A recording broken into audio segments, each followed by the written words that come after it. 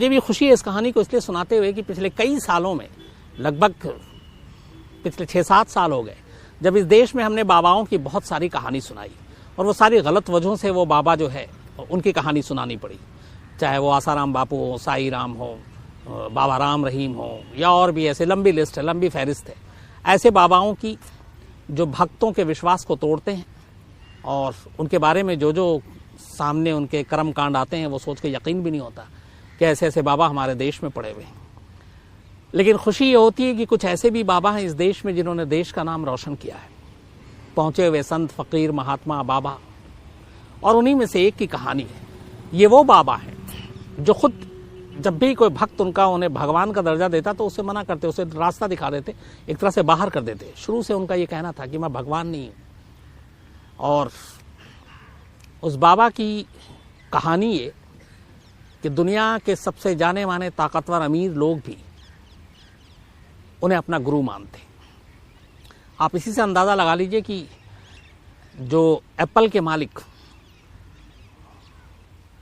या फिर फेसबुक के ओनर, ये सभी लोग इन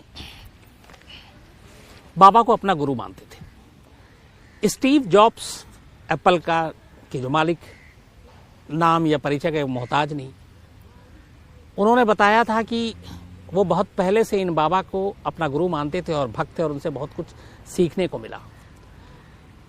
उन्हीं का एक बार जिक्र किया जब प्रधानमंत्री नरेंद्र मोदी यूएस में फेसबुक के हेडक्वार्टर में पहुंचे तो मार्क जकरबर्ग ने ये उनको, प्रधानमंत्री को ये बताया कि करीब 10 साल पहले जब वो बड़े परेशान थे, फेसबुक को लेकर चीज़ें अच्छी नहीं हो रही थी और बड़ा मन में अजीब अजीब चीज़ें उठ रही थी, तब स्टीव जॉब्स ने ये सलाह दिया था मार्क जकरबर्ग को कि तुम भारत जाओ और भारत में कैची धाम जाओ और कैची धाम में जाकर नीम करोली बाबा के पास जाओ।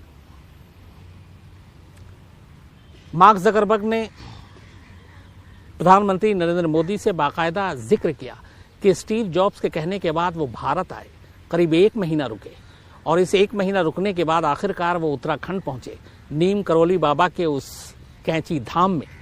हालांकि जब मार्क जकरबर्ग पहुंचे थे तब बाबा को समाधि लिए या उनकी मौत को 32 साल हो चुके थे, 32 ईयर्स।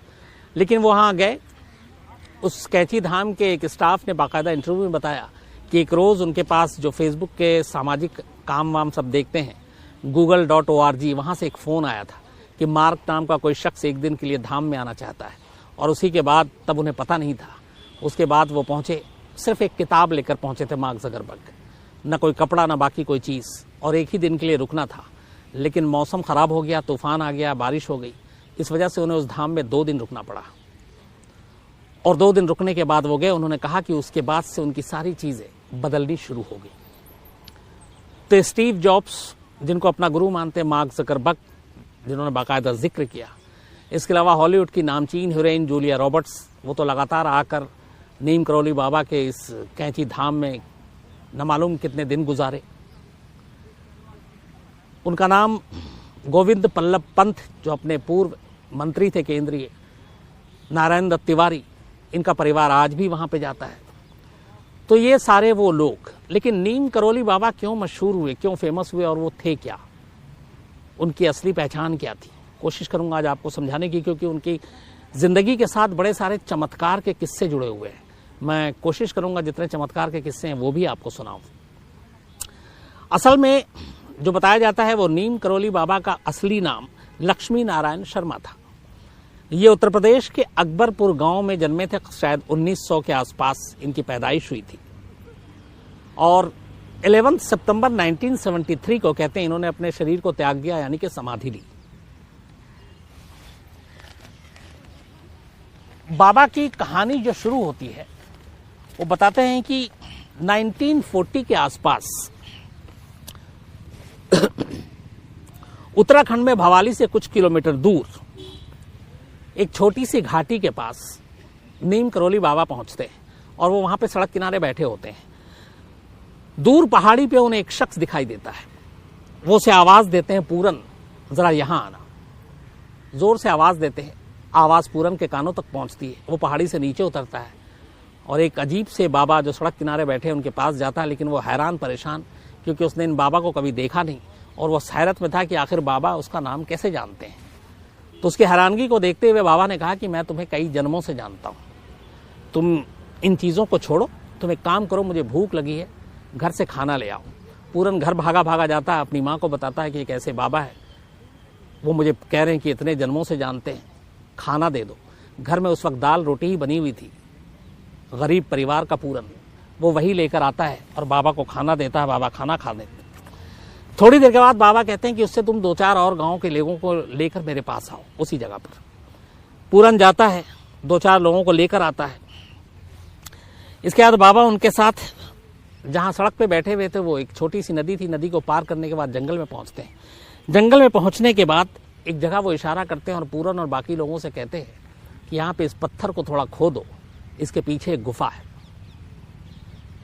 पूरन थोड़ा हैरान होता है, क्योंकि पूरी बचपन उसने वहीं गुजारी, उसी इलाके में, उसी जहाँ जंगल पहाड़ में।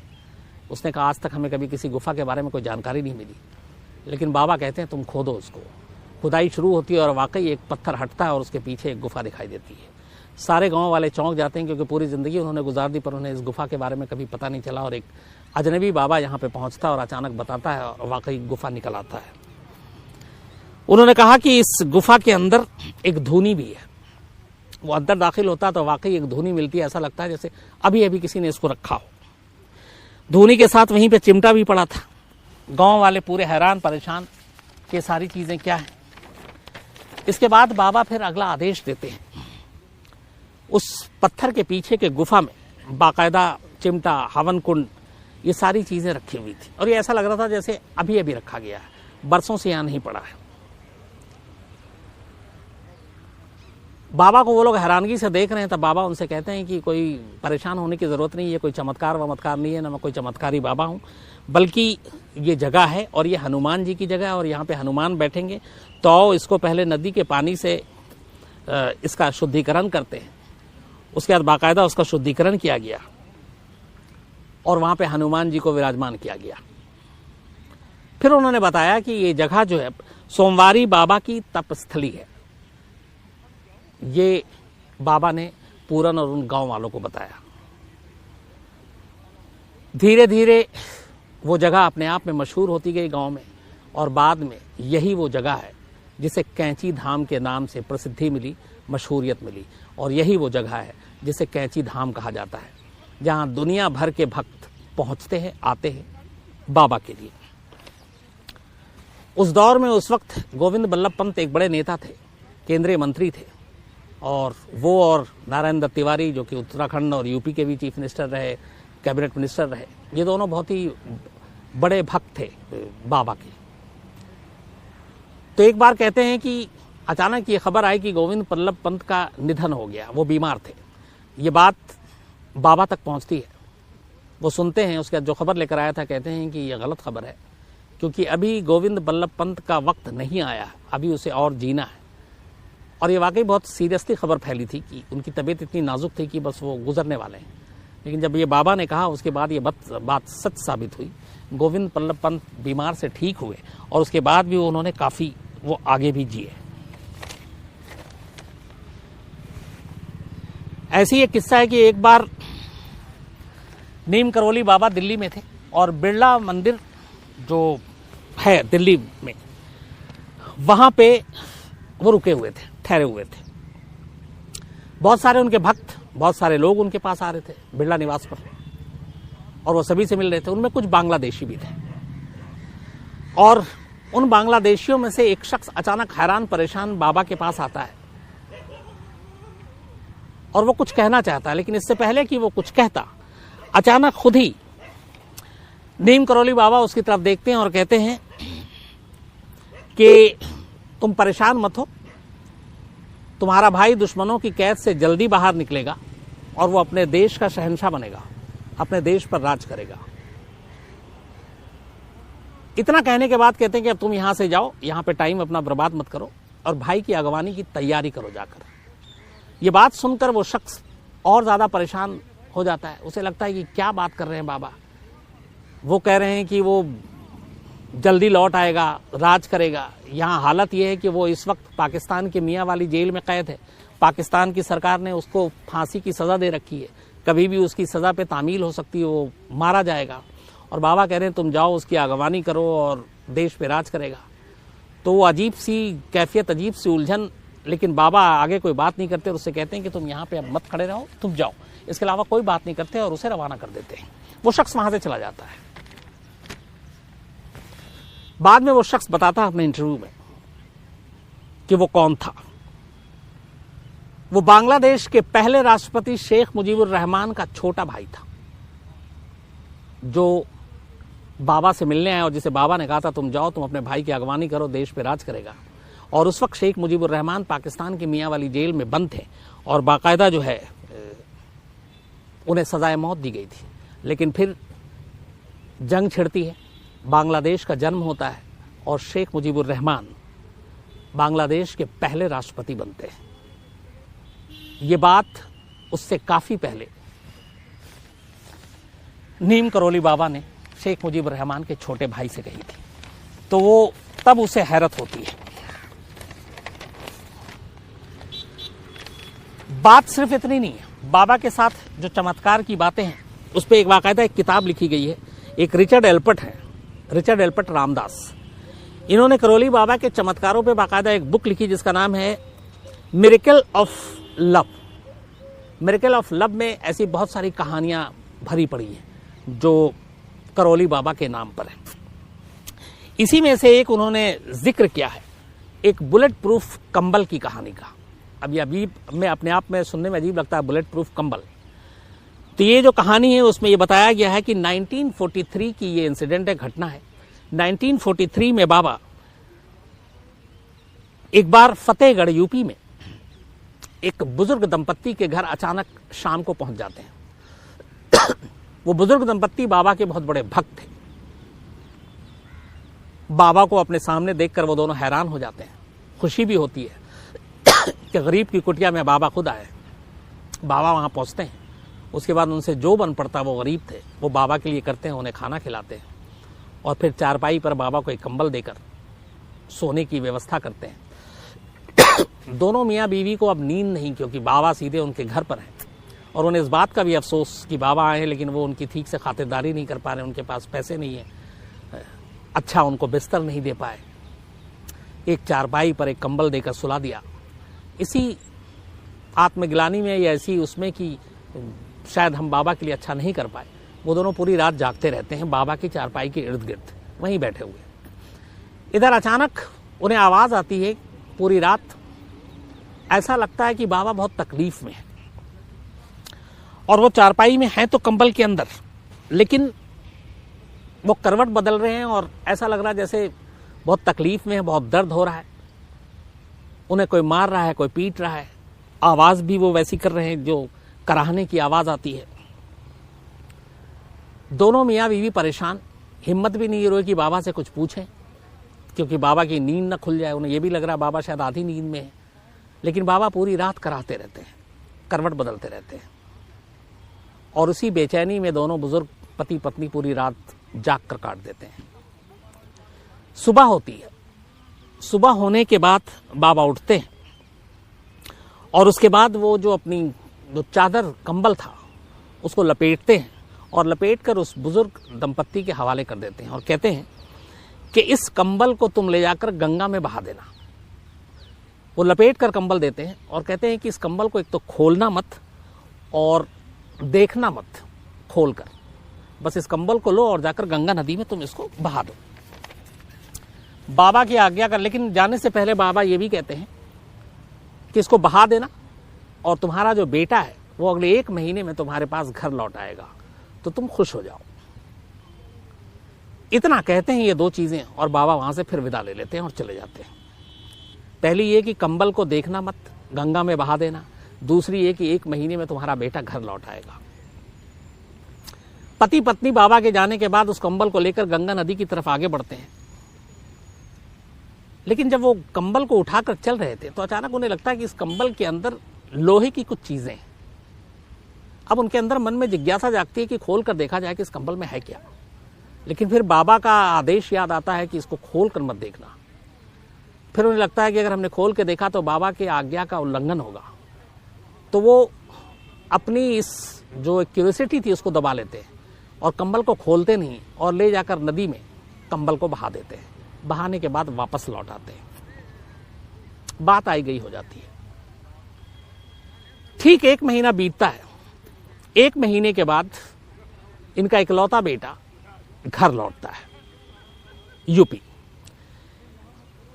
इनका जो बेटा था वो बर्मा फ्रंट पर लड़ाई लड़ रहा था। सेकेंड वर्ल्ड वॉर, दूसरा विश्व युद्ध जारी था और चूंकि उस वक्त हिंदुस्तान आजाद नहीं हुआ था, तो ब्रिटिश आर्मी की तरफ से इस बुजुर्ग दंपत्ति का बेटा बर्मा फ्रंट पर जंग लड़ रहा था और वहीं गया था। और जिस बर्मा फ्रंट पर लड़ाई हो रही थी वहां जापानी सैनिकों के साथ लड़ाई थी और इनका बेटा जो था ये ब्रिटिश आर्मी की तरफ से वहां लड़ाई लड़ रहा था। घर आने के बाद उसने बताया कि वो कैसे आया वही बता सकता है। उसे उम्मीद नहीं थी कि वो कभी जिंदा अपने घर लौटेगा और अपने माँ बाप को देख पाएगा। उसने बताया कि 1 महीने पहले एक रात अचानक जापानी सैनिकों ने धावा बोल दिया और हम जो सारे सैनिक थे वो कम पड़ गए और एक एक कर हमारे सारे साथी मारे गए।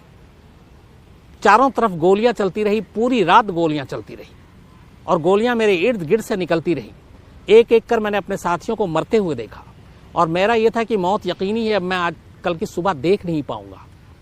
लेकिन नामालूम क्या हुआ कि वो सारी गोलियां मेरे इर्द गिर्द से निकल गई, मुझे कोई भी गोली नहीं छुई और सुबह होने से पहले जो बाकी के ब्रिटिश सेना की टुकड़ी थी वो उस मोर्चे पर आ गई। उनके आते ही जापानी सैनिक पीछे हट गए और उनके आने से फिर उसकी जान बच गई और आज वो अपने घर पर है। जब ये बात उसने बताई कि ठीक 1 महीने पहले पूरी रात कैसे गोलियां चलती रही, वो गोलियों के बीच में था, तो माँ बाप ने याद किया वो रात वही थी ठीक 1 महीने पहले जब बाबा नीम करोली इस बुजुर्ग दंपत्ति के घर पर आए थे और सोए थे और पूरी रात वो करा रहे थे उस कंबल के अंदर और ऐसा लग रहा था कि बस कुछ तकलीफ है, जख्म है, कोई मार रहा है, कोई पीट रहा है। तो फिर उन्हें ये अंदाजा हुआ कि दरअसल उस रात उस कंबल के अंदर जो कुछ हो रहा था वो वहां फ्रंट पर उनके बेटे के साथ हो रहा था। और जब बाबा ने कहा कि इस कंबल को लपेट कर नदी में फेंकना और देखना मत कि इसके अंदर क्या है, और उन्हें लगा था कि शायद इसके अंदर कुछ लोहे की कुछ चीजें हैं, तो उन्हें लगा कि शायद ये वो सारी गोलियां थी जो उनके बेटे को नहीं लगी और उसकी जान बच गई। ये किस्सा बड़ा मशहूर हुआ। ऐसी बात नामालूम बहुत सारी कहानी है नीम करौली बाबा की। कभी उत्तराखंड जाने का मौका मिले आपको, कैची धाम बहुत ही मशहूर है और यहाँ पे ख़ासतौर पर अमेरिकी बहुत आते हैं और हिंदुस्तान में भी, मतलब पूरी दुनिया में इनके करोड़ों भक्त हैं बाबा नीम करौली के। खूबसूरत जगह है कैंची धाम जहाँ पे ये उनका धाम है और आज भी बाबा के फॉलोअर्स वैसे ही हैं, उनके मानने वाले वैसे ही। जैसा मैंने आपको बताया कि चाहे वो एप्पल के मालिक हों स्टीव जॉब्स, चाहे फेसबुक के मार्क जकरबर्ग या बॉलीवुड की नामचीन हीरोइन जूलिया रॉबर्ट्स, ये सारी हस्तियां यहाँ पे आती हैं ख़ासतौर पे कैंची धाम पर और बाकी देश विदेश से तमाम लाखों करोड़ों लोग भी आते हैं। तो इनके किस्से, इनके मिरेकल, इनके चमत्कार की बहुत सारी कहानियाँ हैं। कई लोगों ने, क्राइम तक फैमिली मेंबर ने ये कहा था कि आप नीम करौली बाबा की कहानी सुनाएं, तो मुझे लगा इसीलिए मैंने इस पर काफ़ी फिर जो कुछ जानकारी मिली आप तक पहुंचाया। उम्मीद है बाकी अगर इस बारे में आपके पास और भी ज़्यादा जानकारी हो तो ज़रूर शेयर कीजिएगा, किसी दिन उसको भी शेयर करेंगे। और कभी मौका मिले तो उत्तराखंड जाइए, वैसे भी खूबसूरत जगह उत्तराखंड, और कैंची धाम ज़रूर होकर आइए। तो आज कहानी में इतना ही। अब आप